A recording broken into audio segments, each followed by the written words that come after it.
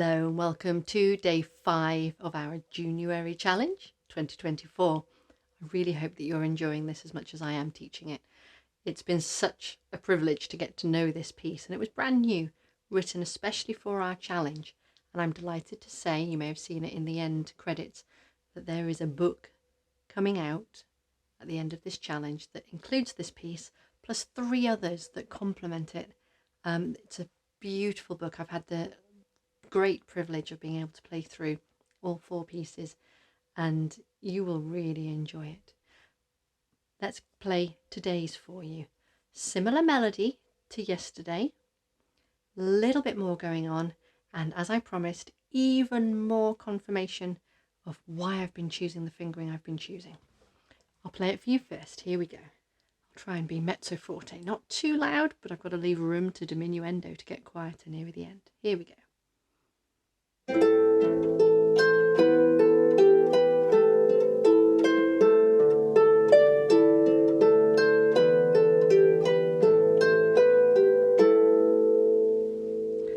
I'm ignoring those last 2 quavers. They're going to take me into tomorrow, so we'll deal with those then.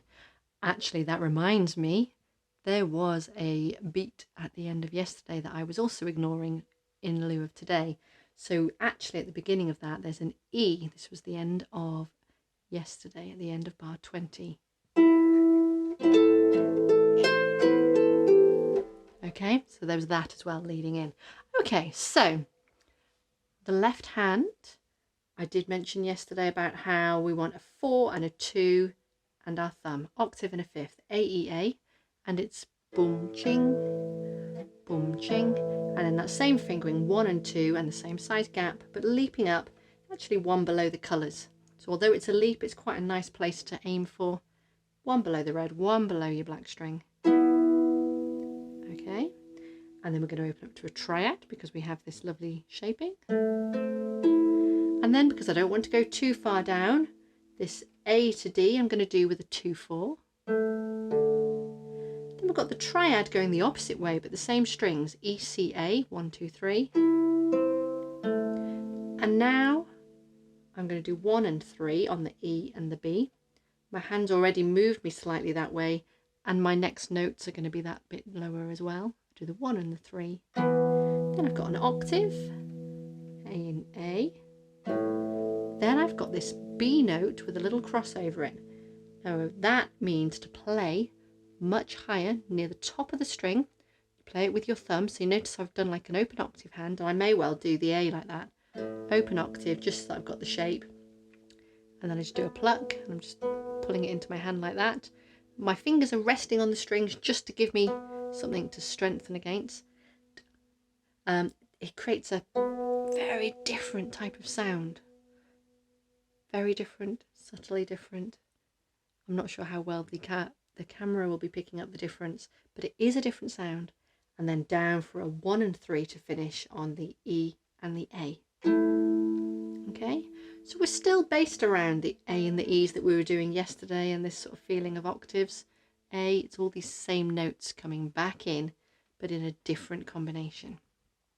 Okay, so if we just try playing that left hand all the way through, just this section, we have the octave and the 5th, and you might just briefly practice, right, give that a little squeeze on my left hand, and then my left hand's going to leap up to here. And I might recognise, oh, actually where I'm leaping to is only 1 string higher than where my top note currently is. Or you might go, I'm recognising that it's just 1 below each of the colours. And then having done that, I stay in that area and I'm going to go to a triad. And this placing through is really valuable. And then 2-4. And that 2-4, it's the bottom note of the triad, is my top note. 2-4. I'm going to come back to that same triad. Then I'm going to go to 1 below the colours, a different size gap because it's different positioning. But 1 below these colours, 1 below middle C, 1 below the F. Opening up to an A octave, which isn't far, having played those. Then I've got this move all the way to top of my harp. I'm going to play that. I'm playing it very quietly at the minute, and then coming back for the A and the E, which has featured so much in the last 2 days. Okay, we'll play it this time. So nice shoulder away from the ear, Nice solid feet. I'll get my feet more solid actually. Square on the floor. Bit of support from my knee on the harp. And here we go. We're going to go boom, ching, bum. Timing is 1 and 2 and 3 and 4 and 2 and triad and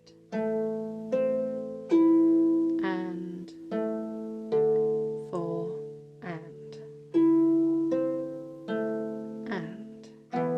and octave and up high, back down.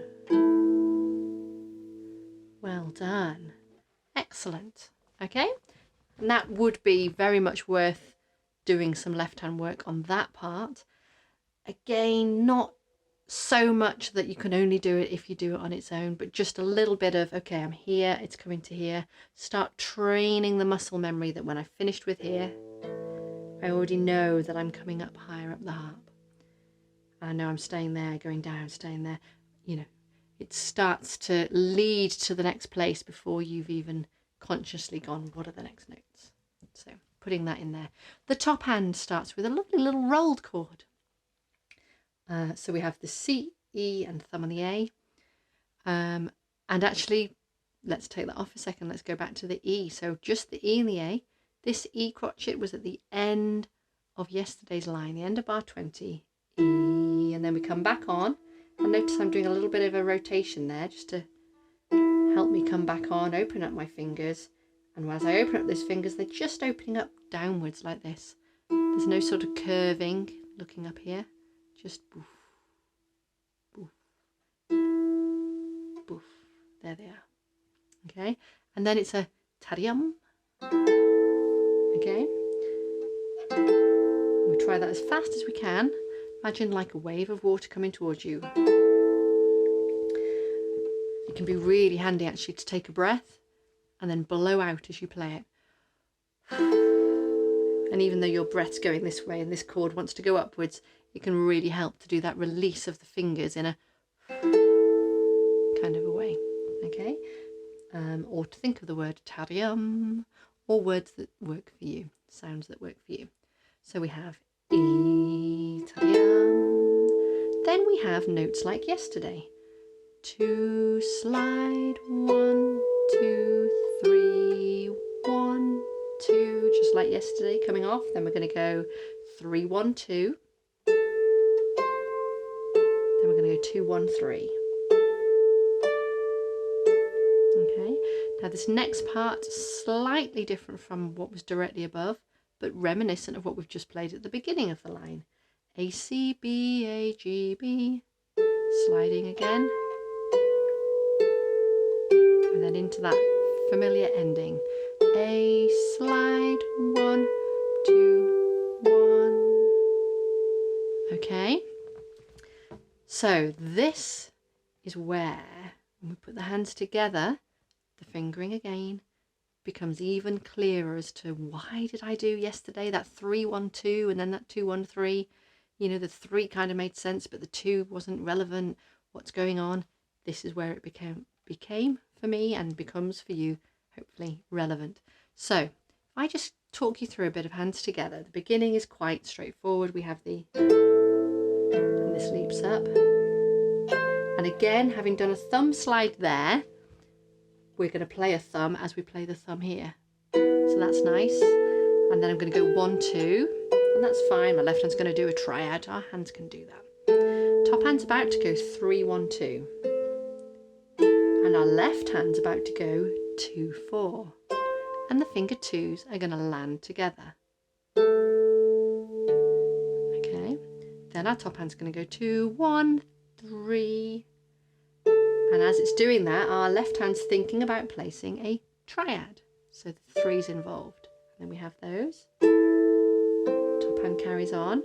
I'm going to do another thumb slide, which means as we do a 1 and 3 here, there's our 1s together again. And then at the end here again, I'm going to have the thumb slide. And as we do the note we've slid to, we've got our thumb happening there in that hand. And we're come back, and our left hand's going to do 1 and 3, again landing with a thumb in the top hand. I feel like it's almost like magic or alchemy or something. You know, it's like a little bit of this and a little bit of that, and we can choose any of these 4 fingers to play any of our notes in any of the places.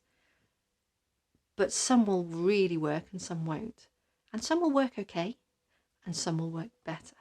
Some will be a bit weird feeling when you're just doing them in isolation, but when you pull it together with the other hand and you go, oh, I'm not fighting against myself here, because I'm actually tying together the comfortable thing that my brain loves doing, which is plucking the same string at the same time in both hands, or tying the connection together. So I've got a 3 in the top hand as I'm placing my 3 down here, so it's helping me to remember that there's going to be a 3 here. It's pulling all of that together.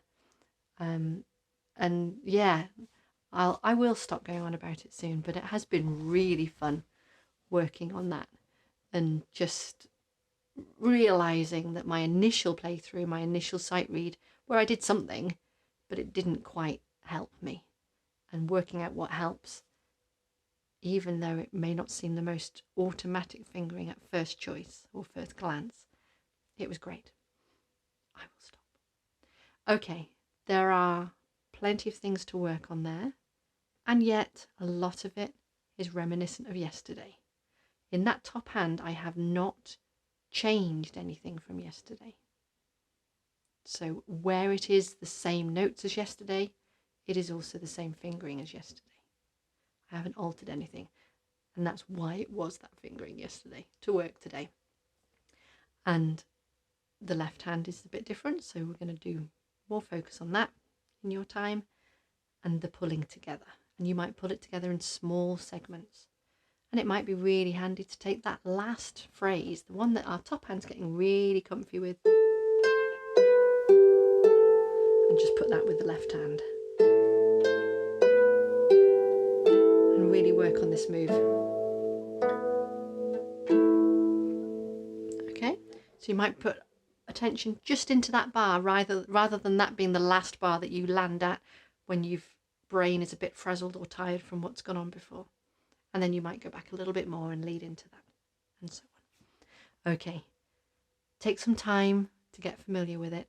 Tomorrow is a rest day, isn't it? So you've got hopefully plenty of space and time to work and bring, especially these last 2 lines, the newest bit, but not forgetting the others, bringing all of that together, consolidate it all. Join me later today as you feel ready on the play along video. Get those different speeds, and tomorrow there will be a video that just puts the whole of this page together as well. All right, keep up the good work, you're doing really well.